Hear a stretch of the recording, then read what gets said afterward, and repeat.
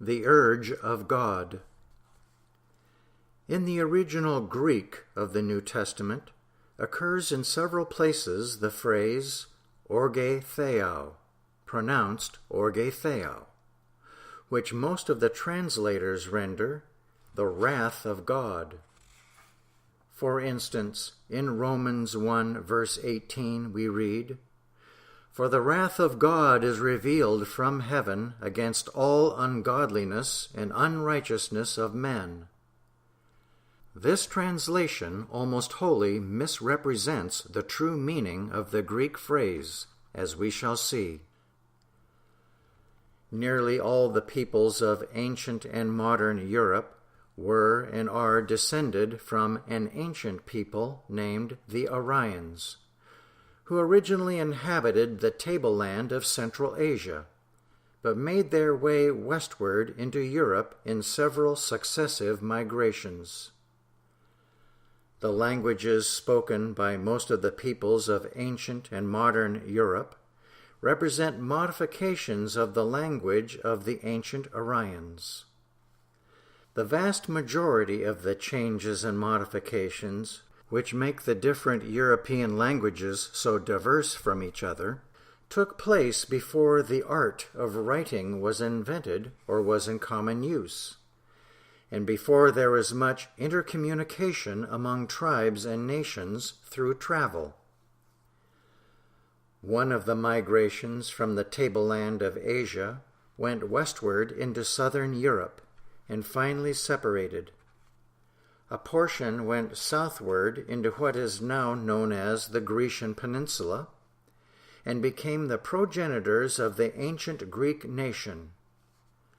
Another portion went into what is now known as the Italian Peninsula and became the progenitors of the ancient Latin and other tribes, which finally united to make the Roman nation. Before this separation took place, there was a verb in use which, when the art of writing was developed among the Greeks, came to be pronounced and spelled orgao, but among the Romans came to be pronounced and spelled orgeo. From this Greek verb was formed the noun orge, and another noun orgia, from which is derived our English word orgy. From the Latin verb is derived our English word urge. Allied to these in derivation, though not quite so directly or evidently, is the English word work, which came through the Saxon language derived from the ancient Aryan. We are able to form a very correct idea of the significance of orge from these words, orgy, urge, and work, allied to it by derivation. The primary sense of orgy is unbridled, unlimited, unrestrained action. The sense of the other two words is sufficiently evident. Liddell and Scott's Greek lexicon gives as the primary meaning of orge natural impulse, and gives as other meanings disposition, nature, heart.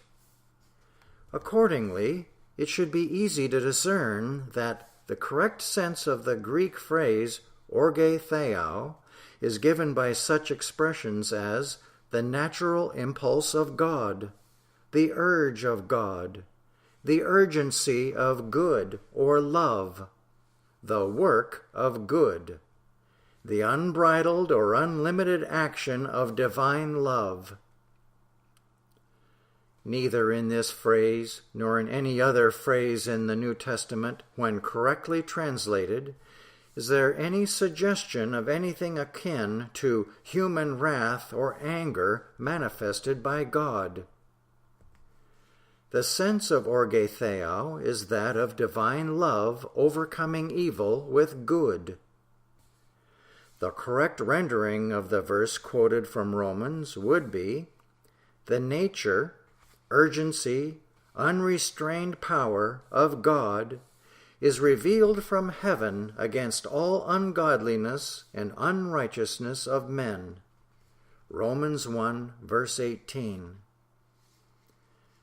The correct sense of this Greek phrase is of great use in Christian Science treatment, since it enables us to realize something of the constant impulsion, the unrestrained nature, the riotous profusion of the power of good, of the power of love, joy, harmony, substance, which are a law of annihilation to all beliefs or manifestations of hatred, malice, jealousy, grief, discord, poverty, inertia, stagnation, or death.